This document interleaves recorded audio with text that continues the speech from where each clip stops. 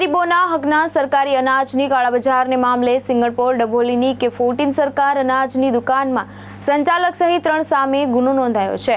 પુરવઠા વિભાગની તપાસ દરમિયાન અનાજની હેરાફેરી સામે આવ્યા બાદ મામલતદાર દ્વારા 6 મહિના બાદ પોલીસ ફરિયાદ નોંધાવવામાં આવી છે। ડભોલી સ્થિત હરિદર્શનના ખાડામાં આવેલી સરકારી અનાજની દુકાનમાંથી અનાજની હેરાફેરી ઝડપાઈ હતી।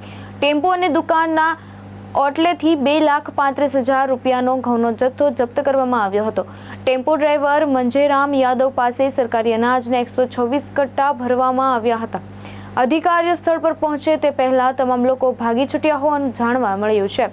પુરવઠા વિભાગની સામે તપાસ દરમિયાન સરકારી અનાજની કાળાબજાર સામે આવ્યા બાદ કાંતિલાલ વસાવાએ ફરિયાદ નોંધાવી હતી। પોલીસે દુકાનના સંચાલક હેમલતાબેન અમૃતભાઈ પટેલ, તોલાટ હિમાંશુ લિંબાચિયા અને કૈલાશ ખટીક સામે ગુનો નોંધી ધરપકડ માટે કાર્યવાહી હાથ ધરી છે।